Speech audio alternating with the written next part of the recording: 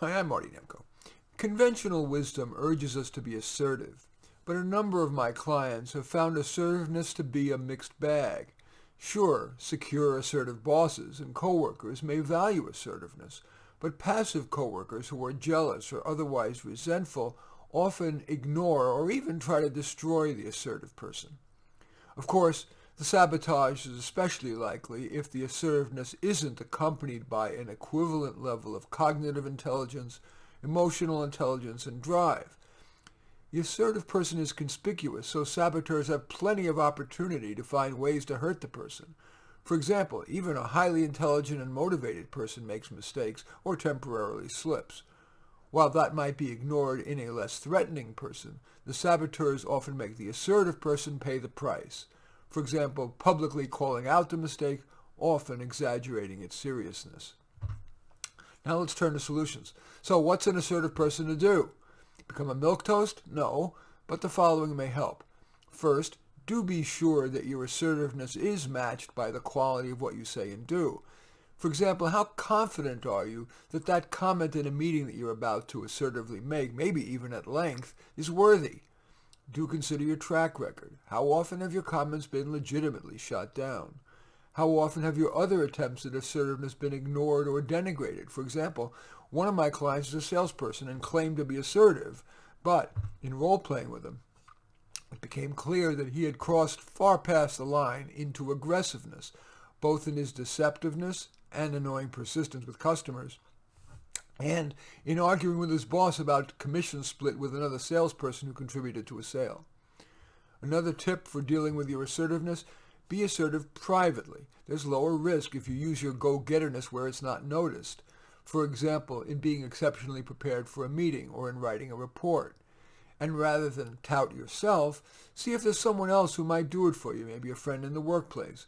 Not only won't you pay the price for being self-promoting, others touting you is more credible than if you toot your own horn.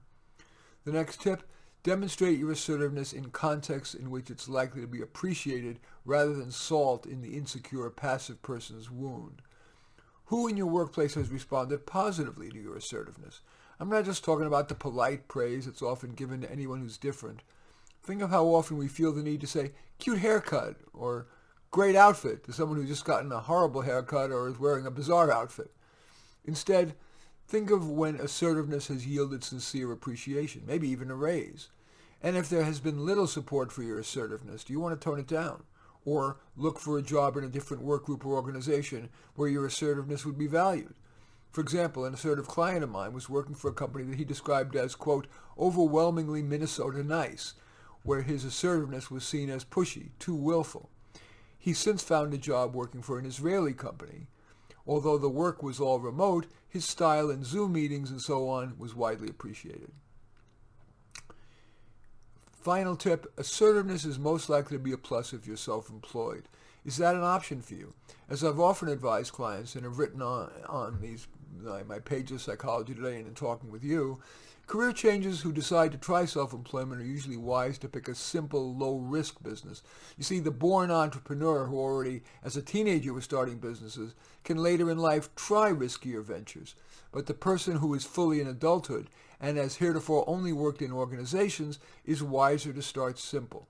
My quintessential example: a seasonal gift card at a busy bus or train terminal. You'd be selling the hot team's caps and shirts, Valentine's Day gifts, umbrellas in wet weather, beanies, scarves, and gloves in the freeze.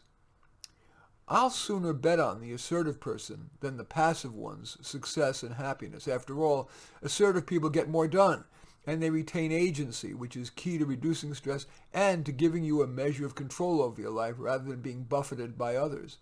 But like intelligence, which can be a burden as well as a joy, assertiveness can be a burden. Use it carefully. In any event, I do thank you for watching. I'm Marty Nemko. I welcome your thumbs up and accept your thumbs down. I especially like it if you hit the share button below. Share on your social media so that my efforts can have broader impact. And I am flattered if you choose to subscribe to my channel. And in any event, I do thank you for watching. I am Marty Nemko.